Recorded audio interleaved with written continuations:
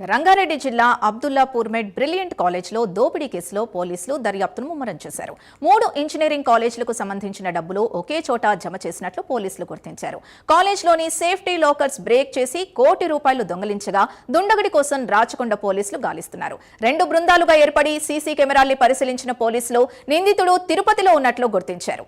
దీంతో నిందితుడిని పట్టుకోవడానికి పోలీసులు తిరుపతి వెళ్లారు. ఇదే అంశానికి సంబంధించి పూర్తి డీటెయిల్స్ మా కరెస్పాండెంట్ లిఖిత అందిస్తారు. లిఖిత.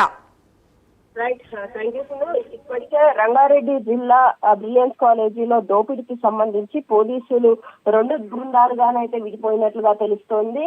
ఆ చుట్టుపక్కల ప్రాంతాల్లో ఉన్న సీసీ కెమెరాలను కూడా గమనించినట్లు, అందులో భాగంగానే ఆ నిందితులు చిత్తూరులోని తిరుపతిలో ఉన్నట్లుగానైతే సమాచారం అందుకున్నట్లుగానైతే తెలుస్తోంది. చిత్తూరు తిరుపతికి చెందిన పోలీసులకు కూడా ఈ యొక్క సమాచారం అందించి ఆ యొక్క ఎవరైతే ఈ నిందితులు ఉన్నారో వారికి సంబంధించి కూడా వారి ఫోటోలు వీడియోలకు సంబంధించి కూడా ఇప్పటికే సేకరిస్తున్నట్లుగా, అందులో భాగంగా అనుమానం ఉన్న వారిని వారి పైన ఇంతకుముందు ఏమైనా కేసులు ఉన్నారా, వాళ్ళు చిత్తూరులోని తిరుపతిలో ఏమైనా ఉన్నారా అనే కోణంలో కూడా దర్యాప్తు స్టార్ట్ చేసినట్లుగా, వీరికి అదే విధంగా ఈ కాలేజీ యాజమాన్యానికి ఏం సంబంధం ఉంది అనే విషయాలను కూడా ఇప్పటికే ఆరా తీస్తున్నట్లుగా, కాలేజీ యాజమాన్యానికి సంబంధించిన ఫోన్లు, ల్యాప్టాప్లు కూడా స్వాధీనం చేసుకొని అందులోని కూడా ఏమైనా చాట్స్ ఉన్నాయా, ఇంతకు ముందు ఈ రాబరీకి సంబంధించి ఎవరితోనైనా సంబంధాలు ఉన్నాయా అనే కోణంలో కూడా ఇప్పటికే దర్యాప్తు స్టార్ట్ చేసినట్లుగానైతే తెలుస్తుంది. పూర్తి స్థాయిలో నిందితులను అదుపులోకి తీసుకున్న తర్వాతనైతే దీనిపైన ఒక క్లారిటీ వచ్చే అవకాశాలు ఉన్నట్లుగానైతే పోలీస్ అధికారులు చెప్తున్న పరిస్థితి కనిపిస్తుంది.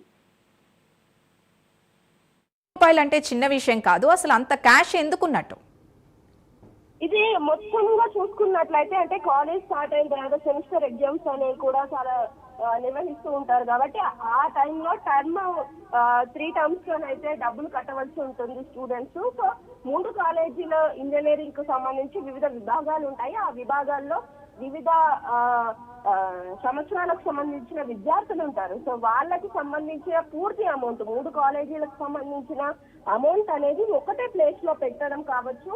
అదే విధంగా దాన్ని అంత బాధ్యత రహితంగా కాలేజీ యాజమాన్యం పెట్టిందా, లేకపోతే ఇతరత్ర విషయాలకు సంబంధించి ఈ కాలేజీ యాజమాన్యమే కావాలని ఈ డబ్బులు పోగొట్టిందా అనే కోణంలో కూడా ఇప్పటికే ఈ దర్యాప్తు అనేది కొనసాగుతున్నట్లుగానైతే తెలుస్తుంది. పూర్తి స్థాయిలో దీనికి సంబంధించి అయితే నిందితులు దొరికితే మాత్రం డెఫినెట్ గా ఈ సమస్యకు ఒక ఆన్సర్ అనేది, అంటే ఇన్ని ప్రశ్నలకు ఒక ఆన్సర్ అనేది దొరికే అవకాశం ఉన్నట్లుగానైతే తెలుస్తుంది.